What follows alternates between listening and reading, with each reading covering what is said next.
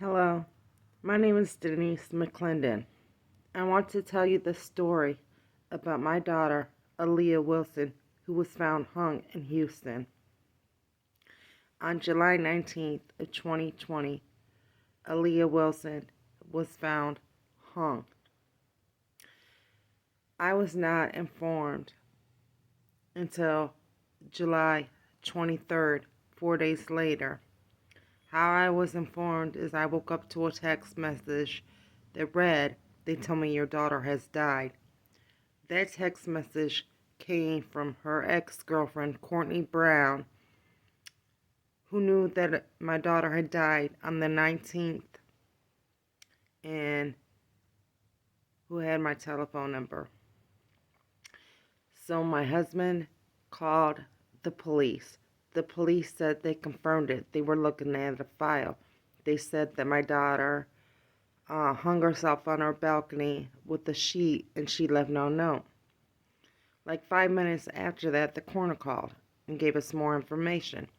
The coroner said that my daughter came out of her apartment with a backpack and some Nike slide-on shoes without socks on and walked upstairs barefooted and hung herself with her fitted bed sheet and she left no note.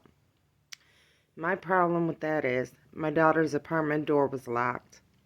There is no dirt on my daughter's feet. She is holding a cell phone. The sheet was cut. The police don't have a cut piece of sheet. There was no cut sheet in her apartment. The sheet was cut to 21 inches.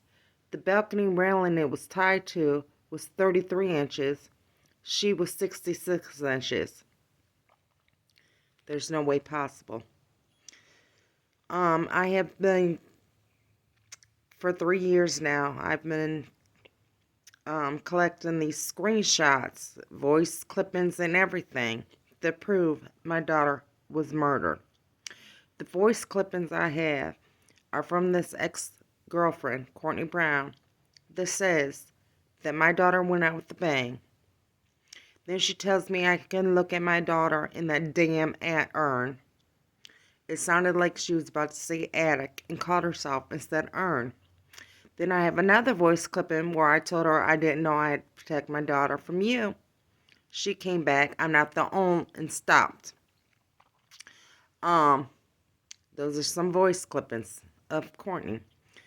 There's I call them her rants. Courtney Brown's rants on my Justice for Aliyah Wilson Facebook group, where she is doing lives on Facebook where she is saying, Ciroc, you know what you did. Ciroc, you set Aliyah up.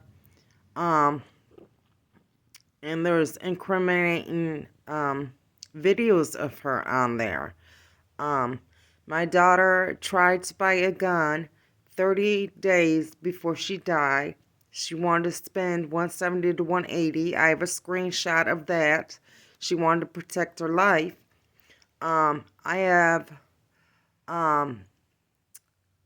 screenshots of my daughter stating that she was scared. She was being stalked. She was being harassed by this ex-girlfriend, Courtney Brown. My daughter's friends also believe that Courtney Brown did something to my daughter. They all knew about the abuse, but nobody was questioned at all. My police report says homicide will not make the scene. They just took my daughter's body to the morgue. They did not do what they were supposed to do. By law, they were supposed to treat it like a crime scene. They were supposed to have investigators out there and everything, tape it off, and they did nothing but take my daughter to the morgue.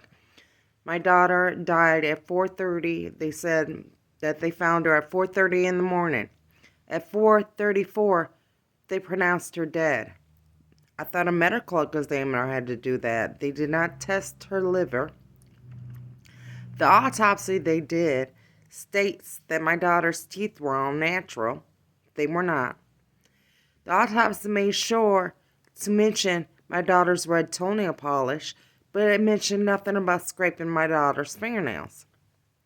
And then I obtained a picture from the Black Panthers.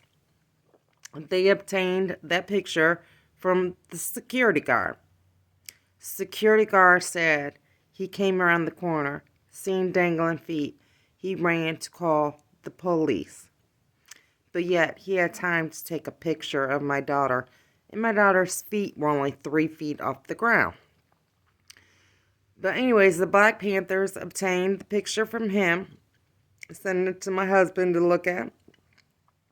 Excuse me. And Black Panthers did nothing but obtain this picture, basically. They had a candlelight for my daughter, said they were going to investigate this as murder, that the knot was tied special. You had to have knowledge of tying this knot. But they did nothing. They didn't even know my daughter was holding a cell phone in her hand. My daughter is holding a cell phone in her hand. The autopsy said rigor was easy to break. So therefore, rigor mortis has set in. There's been a bunch of questionable things. I've been treated like garbage. I have gotten no answers to any of my questions. Like for instance, I ran across 3 posts online that said something about, they were all saying the same thing, basically, like, I'm not just up and leaving my family and friends. If I go missing, look for me. I always have my cell phone with me. I'm not committing suicide. I love my life. And this was right after my daughter died. So it was like they had to let it be known. They had to put it out there in the world because they were afraid that this is how they were going to be found.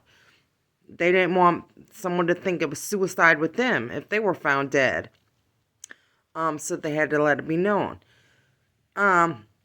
These questionable posts Courtney's posted. She's posted online about beating my daughter up and the police have done nothing. We'll get into some more posts in a minute, but she also talked, when my daughter was alive, the police were called 10 times within the year to her apartment. Half those calls list the ex-girlfriend as domestic violence, but she was not questioned. That gave police probable cause right there to question her, but they did not question anybody. They knocked on no doors. The police report states there was no cameras in the area. Yes, there was. I walked the grounds. People had balcony cameras, doorbell cameras, but they didn't even bother to knock on any doors or question anybody. Like, when I got there, I was knocking on people's doors. Management told me I was not allowed to do that, but I was like, I'm doing that, and called the police on me. He kept telling me I can't do that, and I was like, call the police. I'm gonna ask a question. But anyways, Aliyah's next door neighbor, white man, he said, older white man, he told me that he came outside one day. Aliyah was all bloody on the stoop talking about call the police. He said his walls used to shake. He wasn't questioned. Nobody was questioned. They automatically just said my daughter committed suicide. But some more of the questionable posts that I got from this ex-girlfriend, Courtney Brown. She's posted that she's a serial killer. She don't know when she's going to start. She posted she was a little murderer. She posted that she emailed my daughter 57 times just to get her back. There's just a bunch of questionable posts. She has been tormenting me for 2 years since my daughter died. Yes, the first time was her sending that text telling me my daughter was dead. But she has left stuff like, leave a dot and I'll tell you how I murdered you. If you died today, who's going to unlock your cell phone? Because she knows I can't get my daughter's cell phone unlocked. There's questionable things like there's a Ciroc Golf. She had posted online she's thumbprint number 2 to unlock my daughter's cell phone. So I met up with her at the gas station. She shook. Her hand was shaking, visibly shaking while she tried to unlock the phone. Mom and Dad showed up in a separate car to keep her from talking, but she didn't get the phone unlocked. I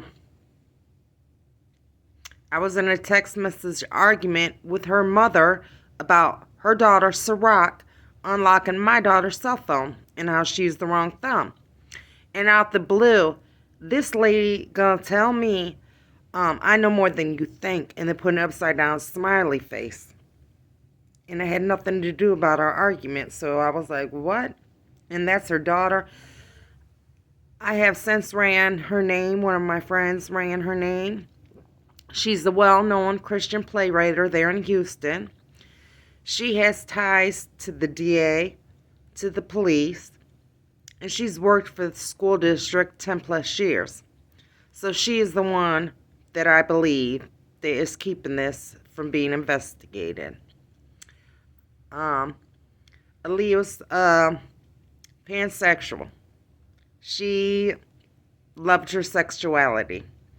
Aliyah loved everybody. That's why I think she chose, instead of being a lesbian or something, she chose to be pansexual because she loved everybody. She didn't care. Just as long as you loved her, she loved you. Treat her right, she's happy. She don't care. She was a very loving, caring person.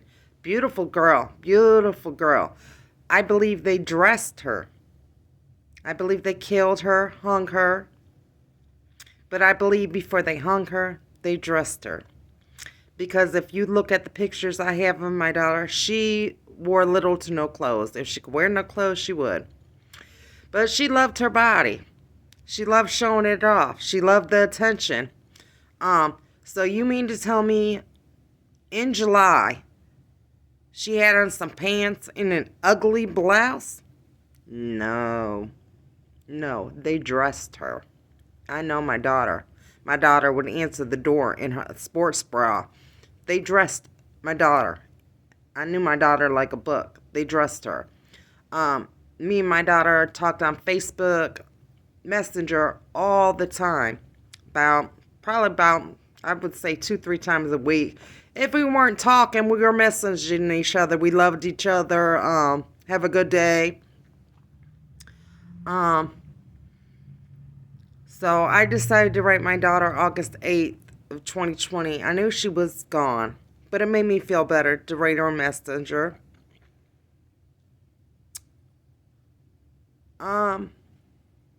Somebody was on her Facebook page and looked at it. Somebody was on her Facebook page and memorialized it. Somebody has changed her Gmail account, all her account information, passcodes, everything. That has all been changed. I know I'm forgetting something because there's so much to this case. So much. An innocent person is not going to call you and ask you what evidence do you have. An innocent person is not going to call you and try to blame other people. An innocent person is not going to try to tell you to look at other people and blame a whole bunch of other people and try to clear their name. That's not what an innocent person is going to do. And an innocent person is going to try to clear their name. An innocent person, I say we because a lot of us, we ain't killing nobody. So, an innocent person, we're going to try to clear our name. We will take a lie detector test, do what we got to do to clear our name.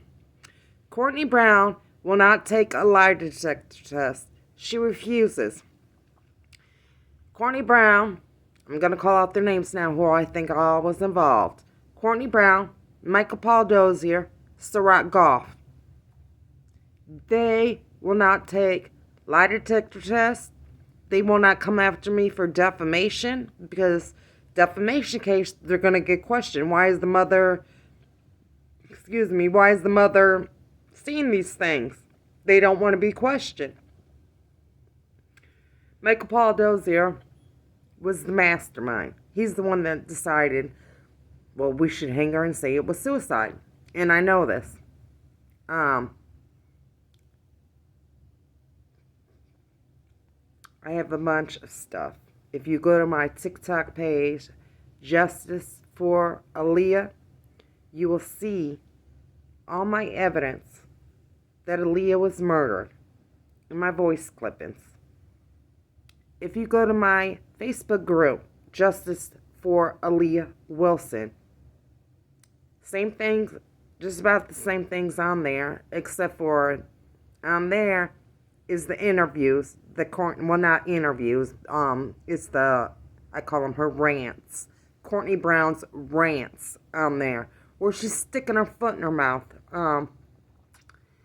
She tells you how well she knew my daughter. She said if she was the Bible, she knows every verse, chapter in the MF, and stuff like that. She always says how well she knew my daughter. She knew my daughter so well, she set her up. She set this up to look like a suicide. And it was not a suicide. It was not a suicide.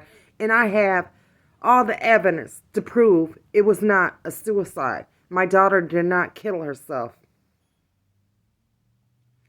I need people to help me because authorities will not listen to me. And I need y'all to please help me get my daughter's case reinvestigated. She didn't do this. I need answers. I deserve answers. Aliyah Wilson deserves justice. She deserves to have a voice and to be heard. Her life mattered, and she did not want to die. She did not want to die. She loved life. Thank you guys. And please check out my pages because I know I've left out stuff. Thank you so much.